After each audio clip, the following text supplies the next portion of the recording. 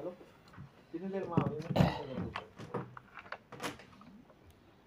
अभी शुरू होने वाली है। पहुंच जा 5 मिनट, पहुंच जा 5 मिनट में। चलो मर्जी बात है, आज ही बढ़िया, आज ही तो बढ़िया। Good morning to all. इस परिसत्ता के सूक्ष्म संरक्षण में सभागार में उपस्थित honourable vice chancellor sir, director IQAC professor S K. Sinha sir और पत्रकार बंधु, इलेक्ट्रिक, प्रिंट मीडिया, सभी पत्रकार बंधुओं का इस सभागार में मैं doctor Jaipal Singh Rajput, PRO CRS Eugene आपका हार्दिक स्वागत करता हूं, अभिनंदन करता हूं। नववर्ष की शुरुआत हो चुकी है। वर्ष 2024 के अंतर्गत विश्वविद्यालय जिन उद्देश्यों को लेकर अपनी गतिशीलता को आगे लेकर चल रहा है, उसी उपलक्ष्य में हमारे डायरेक्टर IQAC और ऑनरेबल वाइस चांसलर सर आज इस प्रेस कॉन्फ्रेंस को संबोधित करेंगे। मैं निवेदन करता हूं प्रोफेसर S.के. सिन्हा सर से और ऑनरेबल वाइस चांसलर सर से। सिन्हा सर, मामूली से थोड़ी चेयर उस तरफ, थोड़ी गलती, बस फ्रेम में आ जाओ। ओके।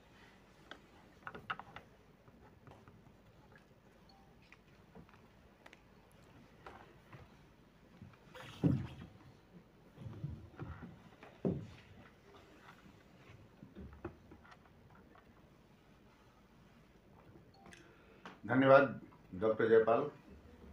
आप सभी पत्रकार बंधु का स्वागत और अभिनंदन। नए साल का हार्दिक शुभकामनाएं। 2024 का ये प्रथम महीना चल रहा है। इसमें जो विश्वविद्यालय ने 2-3 अहम कार्य करने का ठाना है, उसमें सबसे प्रथम है कि हम विश्वविद्यालय को NIRF रैंकिंग की तरफ ले जाएंगे और जुलाई में हम NAC का SSR भरेंगे, जिससे कि 2024 में ये विश्वविद्यालय की NAC एक्रेडिटेशन हो जाएगा। ये एक अंतिम सिस्टम है, इसलिए कि इससे पहले भी हमने 2F 12B हम ले चुके हैं और एज पर यूनिवर्सिटी ग्रांट कमीशन हम NAC एक्रेडिटेशन करा देंगे, तो विश्वविद्यालय हमारे एक फ्रेम में आएगा और फिर इससे रूसा से इसकी फंडिंग होने लगेगी और कई तरह की जो हम कह सकते हैं फाइनेंशियल असिस्टेंस है, वो कहीं ना कहीं मुझे मिलेगा। और ऐसा आशा है कि हम जो जुलाई में NAC का एक्रेडिटेशन कराएंगे तो हम कहीं ना कहीं A+ में रहेंगे। हमने इसकी तैयारी शुरुआत कर चुकी है, रेगुलर मीटिंग चलता है उस पर, और जितने भी डेटा का कलेक्शन है वो उसमें डिफरेंट कमिटी बनी हुई है, वो सब लोग काम कर रहे हैं। लास्ट ईयर में हमने कई एकेडमिक प्रोग्राम स्टार्ट किया था, आप सबके नॉलेज में है, जिसमें सबसे जो बड़ा चीज़ जो जिंद के लिए दिया गया था वाइस चांसलर साहब की तरफ से नेतृत्व में, वो था लॉ को लाना, और BCCI से हमने इसकी मान्यता भी ली थी, जिसका डिमांड पिछले कई गत वर्षों से लोग कर रहे थे कि यूनिवर्सिटी में लॉ की पढ़ाई स्टार्ट किया जाए। LLM को तो पहले ही हमने ओपन कर रखा था, बट 3 इयर्स और 5 इयर्स LLB को हमने लास्ट ईयर से स्टार्ट किया था और वो भी सुचारू रूप से चल रहा है। एक सेमेस्टर का एग्ज़ाम भी इस बार हो चुका है। तो मुझे लगता है कि हम और कहीं ना कहीं जो अभी 2 दिन पहले एक लेटर मैंने देखा था कि हायर एजुकेशन काउंसिल से आया था, जिसमें ये पॉइंट उन्होंने लिखा था कि आप GER बढ़ाने के लिए क्या कर रहे हैं या क्या किए हैं।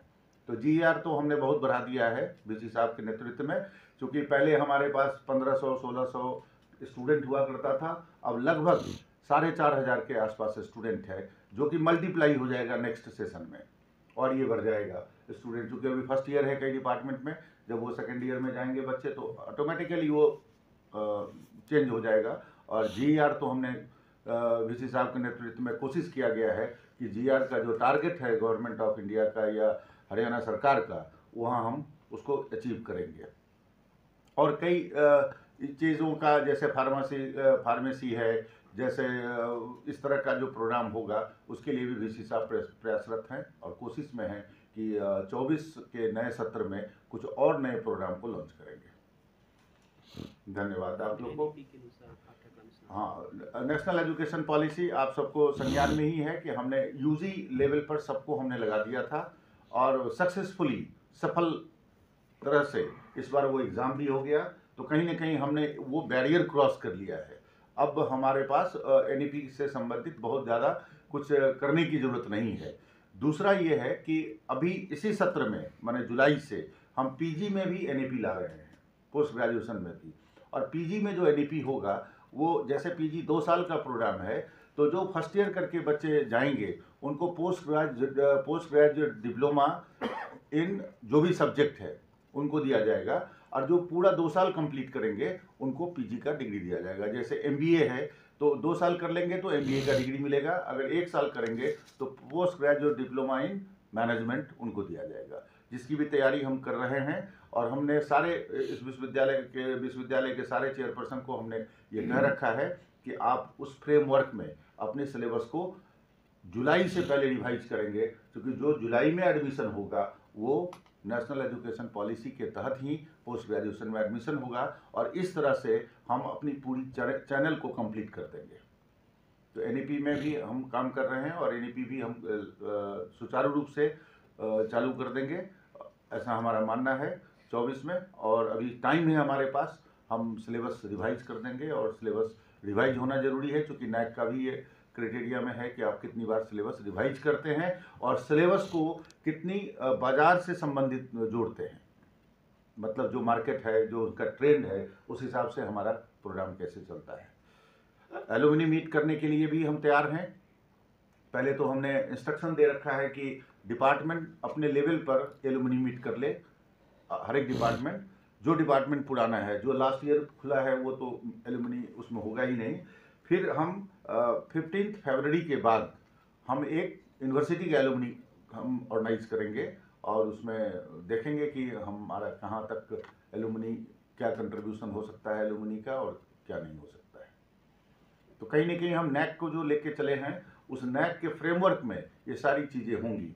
जैसे NAC के बेसिस पर हम चाइल्ड केयर जो होता है हर एक यूनिवर्सिटी में, NAC का डिमांड भी है, तो चाइल्ड केयर के लिए भी हमने जगह सुनिश्चित कर लिया है और बहुत जल्दी वहाँ पर चाइल्ड केयर हम ओपन करेंगे, जिसको हम जो हमारे एम्प्लॉई हैं, उनके जो छोटे बच्चे होते हैं जो अपनी नौकरी करने आते हैं, फिर उसको कहाँ रखें, तो उनकी सारी सुविधा का व्यवस्था करेंगे।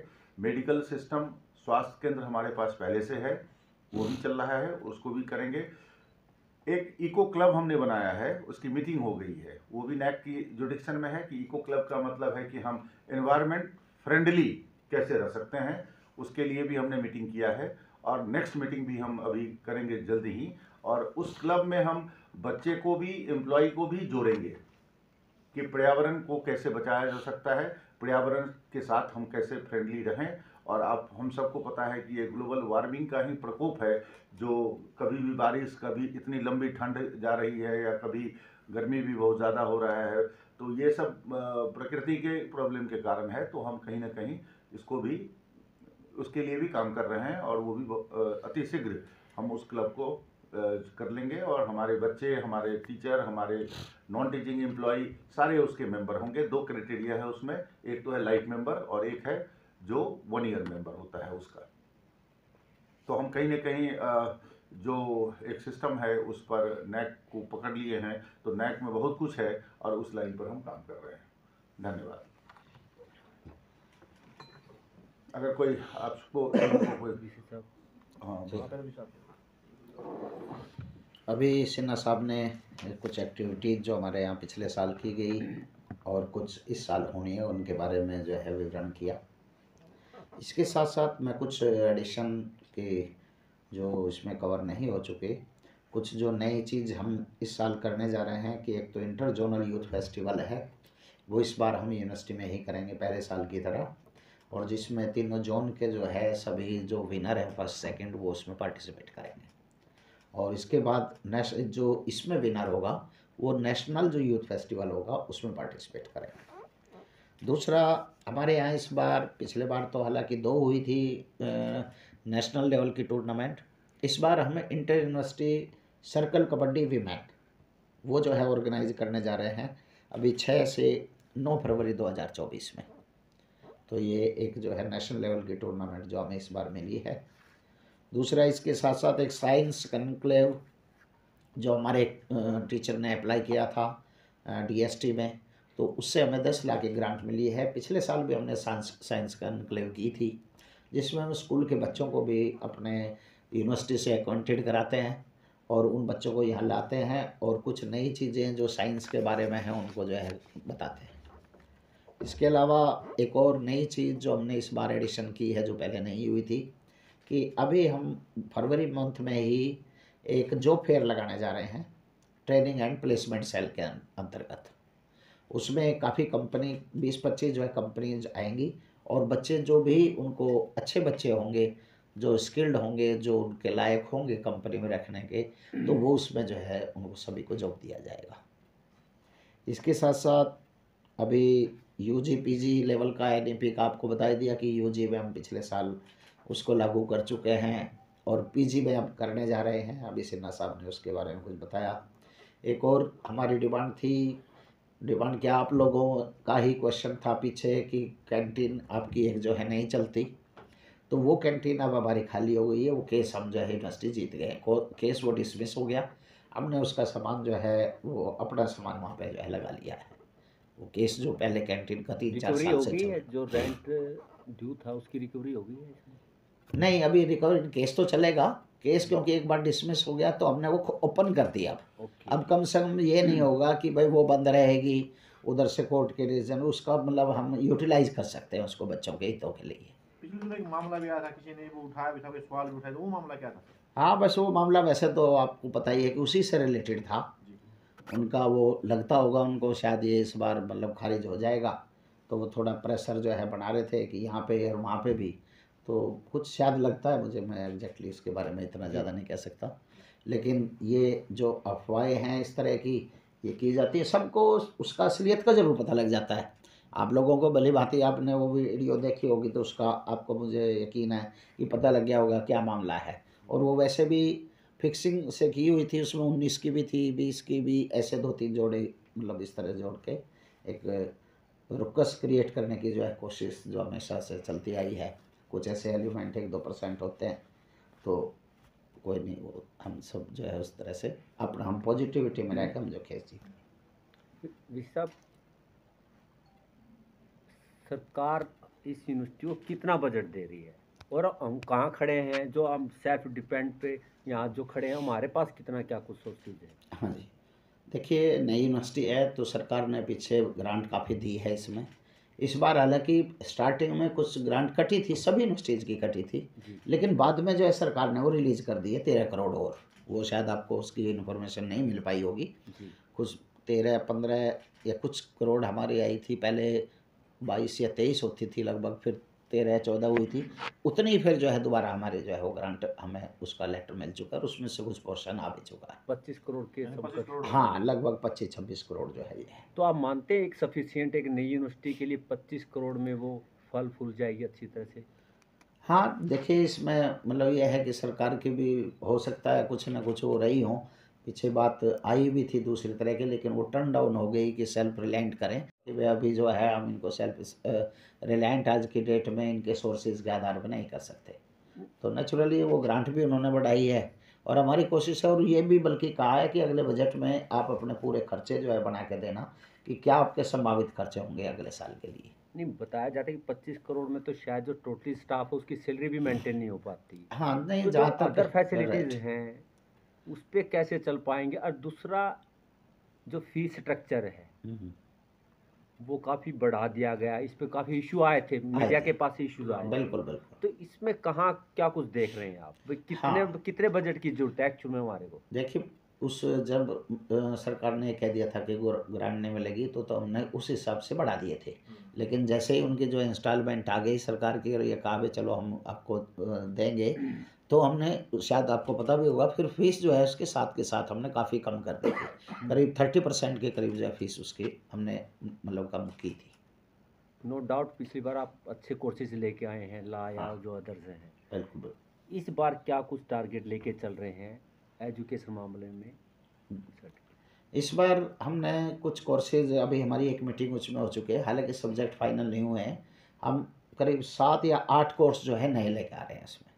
फॉर एग्जांपल मैं बताऊं कि जैसे बायोटेक्नोलॉजी का हमने जो है सोचा है, और इसके अलावा कुछ डिप्लोमा कोर्सेज जो ऐसे जॉब ओरिएंटेड कोर्स हों उनके बारे में भी सोच रहे हैं। वो अभी प्रक्रिया चल रही हुई है, उसकी एक मीटिंग हो चुकी है, अभी फाइनल मीटिंग उसमें फाइनलाइज जो होगी तो हम आपको उनके बारे में जो है बता देंगे। फार्मेसी वगैरह को भी 7-8 फार्मेसी की जो है डेट जा चुकी है, अब हम अप्लाई करेंगे। 1 साल पहले उसको जो है अप्लाई करना पड़ता है, अब करेंगे तो वो उसकी मैं शुरुआत फार्मेसी की भी और नर्सिंग की वो मैं करके करूँगा।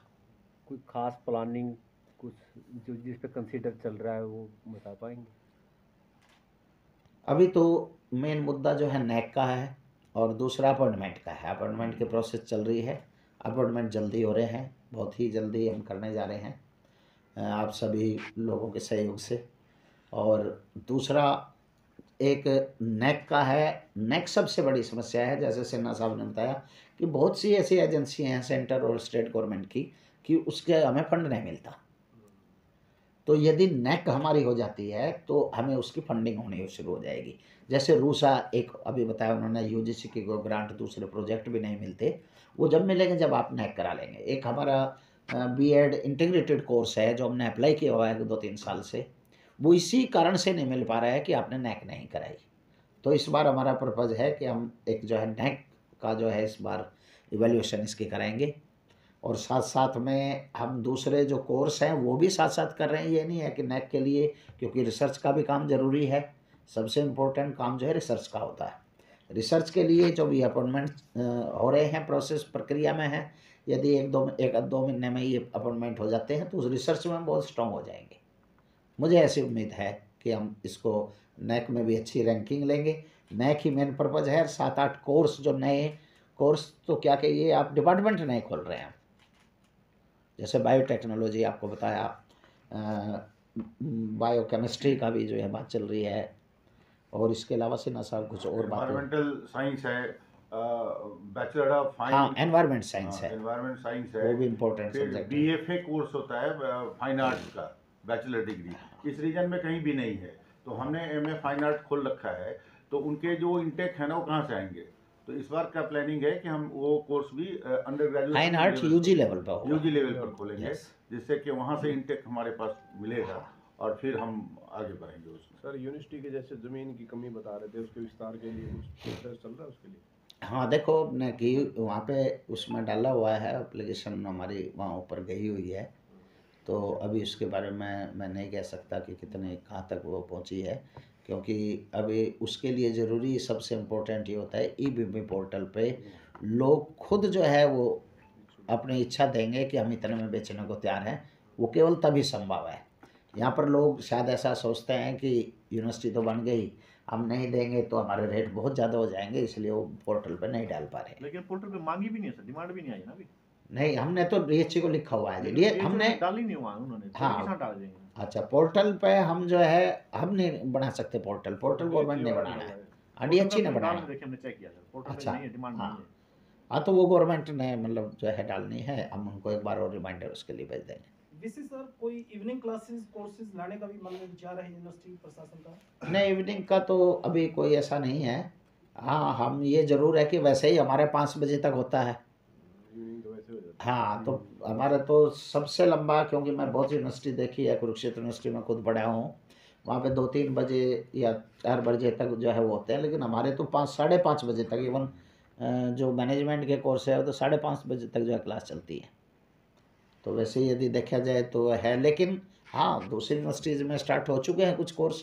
हमें यदि ऐसी संभावना पहले तरासेंगे कि यदि कुछ संभावना हुई तो उसके बारे में ज़रूर सोचेंगे। विशेष साहब, जिस प्रकार से भयंकर ठंड पड़ रही है, आपके संस्थान को डेवलप करने में मजदूर लगे हुए हैं, उनके बच्चे हैं, परिवार हाँ। हैं, तो यूनिवर्सिटी प्रशासन उन बच्चों की ठंड से बचाव के लिए कोई सामाजिक सरोकार का कोई कार्यक्रम इस प्रकार से, या एक पीछे भी निवेदन किया गया था कि उन बच्चों के लिए स्कूल की कोई ऐसी व्यवस्था की जाए, ऐसा उस बारे में कोई विचार बनाओ? हाँ, नहीं, स्कूल का पीछे रहा है पिछले उसमें, लेकिन अभी क्योंकि लेबर चली गई थी, हमारे कॉन्ट्रैक्ट कुछ एक कॉन्ट्रैक्ट जो है वो मतलब कैंसिल हो गया था, तो उसका दोबारा काम शुरू हो चुका है लाइब्रेरी का।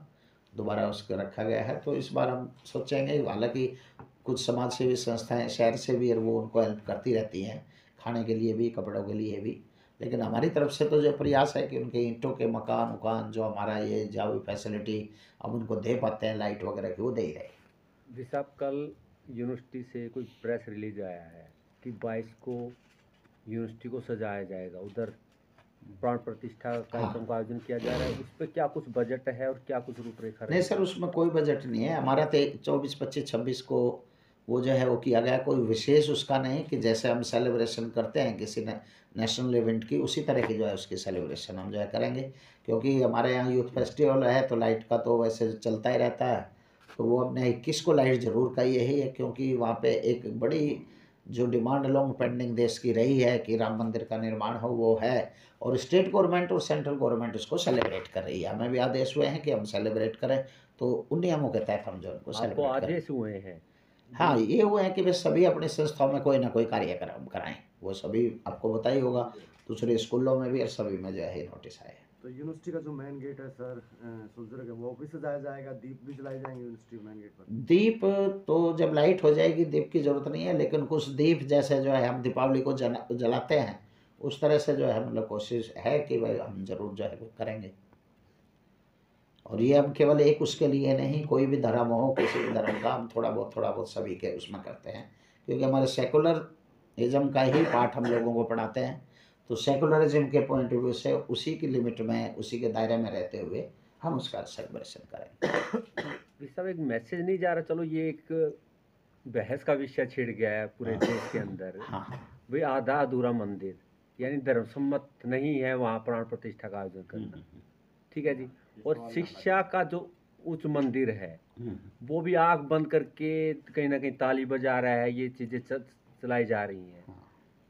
शर्मा जी, इसमें देखो ये तो राजनीतिक वो है, हमें तो जैसे आदेश होंगे हमें सरकार की पालना करनी है, वो हमारे इसका स्कोप का ये क्वेश्चन ही नहीं है कि हम उसको क्यों मना रहे हैं। कोई हम इतनी बड़ी सेलिब्रेशन तो कर नहीं रहे, वो तो हमारे इतना तो सेलिब्रेशन हमारी हमेशा चलती है, हर त्यौहार पे हम करते हैं। इवन लोहड़ी का तो हमें इतना ज़्यादा भी नहीं पता वे क्यों होती है, हम तो बच्चों के लिए लोहड़ी भी मनाते हैं। सभी त्यौहार जो भी हो जिसको, और इसको सरकार ने जो है एक त्यौहार के रूप में सरकार बना रही है, त्यौहार नहीं, त्यौहार तो ये दीपावली का ही है, दीपावली को ही होगा सेलिब्रेशन तो वही है।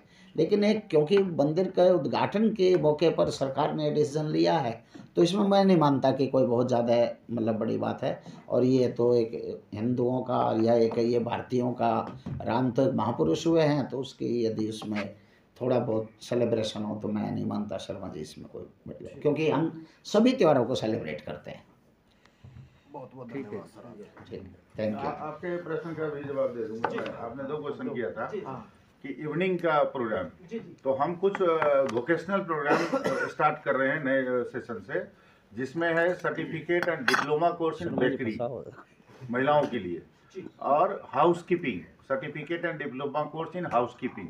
हाउसकीपिंग की बहुत डिमांड है हॉस्पिटल में, होटल में, वो जो हाउसकीपिंग का प्रोग्राम है ना, उसके लिए ये 2 प्रोग्राम का हमने फाइल बढ़ा रखा है। और अभी नेक्स्ट ईयर से उसको इवनिंग में ही करना है, क्योंकि उसमें जो हमारे आसपास की महिलाएं हैं वो उसको सीखेंगी और उनको एम्प्लॉयबिलिटी स्किल डेवलप होगा। एक तो ये है। दूसरा, आपने कहा कि ठंड में लेबर हैं, तो मैनेजमेंट डिपार्टमेंट में एक क्लब बना हुआ है, उस क्लब के थ्रू ये जो आपके हमारा गेस्ट हाउस बन रहा है, और ये कम से कम 500 से 6 बोरी उलेन कपड़ा का डिस्ट्रीब्यूशन हुआ था, वो किया गया कैंपस में जितने भी लेबर क्लास के लोग हैं उनको देने के लिए। वो हमारा मैनेजमेंट डिपार्टमेंट में एक क्लब बना है, जिसमें वो क्लब के जो बच्चे हैं वो अपने घर में जो यूज़ कपड़ा नहीं करते या पुराना छोड़ देते हैं या जिस तरह की चीज़ है उसको साफ सफाई करा के, प्रेस करा के सबको डिस्ट्रीब्यूट किया गया था। तो कहीं न कहीं कुछ ना कुछ करते ही रहते हैं, तो ये है उसका। सर वो इवनिंग क्लासेस वाला कॉन्सेप्ट ये था जो अरे सर्विस वो रहते हुए मैं तो हाँ, तभी तो आगे वो आगे मैं नहीं देना। तभी कह रहा हूँ, जैसे कोई आदमी है जो कम पढ़ा लिखा है और कहीं नौकरी करता है, तो शाम का इसलिए रखा गया हाउसकीपिंग का कि वो हाउसकीपिंग स्किल्ड है, कि आप कैसे साफ सफाई करते हैं, कैसे रूम में चादर बिछाते हैं, कैसे तकिया डालते हैं, जैसे होटल में होता है या इसमें, तो उस इसीलिए शाम में रखा है कि वो आके उस कोर्स को करेंगे, उनको एक सर्टिफिकेट भी मिलेगा और प्लस उनसे वो सीखेंगे और एम्प्लॉयबिलिटी बढ़ेगा। सिमिलरली बेकरी का जो काम है ना, बेकरी भी छोटे स्तर पर लोग इंडस्ट्री चला रहे हैं उसके, जैसे अभी आपने देखा होगा कि वो आटे का बिस्किट बन रहा है, गुड़ का बिस्किट बन रहा है, तो ये जो चीज़ें हैं, जैसे पिज़्ज़ा बन रहा है, पिज़्ज़ा का भी है, तो इस तरह का उसमें प्रोग्राम है। तो वो इवनिंग में इसीलिए है कि अगर कोई महिलाएं सीखना चाहें या कोई पुरुष सीखना चाहे तो वो शाम में आके उस प्रोग्राम में अटेंड करके और उसको सर्टिफिकेट देंगे, हम यूनिवर्सिटी का सर्टिफिकेट मिलेगा। और उसमें मोस्टली प्रैक्टिकल वर्क है, थ्योरी तो थोड़ा ही है, जो उसकी मिक्सिंग करना होगा वो थ्योरी है, बाकी बना के दिखाना, फिर उनको खुद बनवाना उससे। तो वो डिपार्टमेंट ऑफ होटल मैनेजमेंट की तरफ से ये प्रपोजल गया हुआ है, क्योंकि गेस्ट हाउस हमारा मिल जाएगा और हमको स्पेस का प्रॉब्लम नहीं होगा। वहाँ पर हमारे पास किचन है और उस किचन में हम उनको डिमोन्स्ट्रेट करेंगे और प्रैक्टिकल करा देंगे।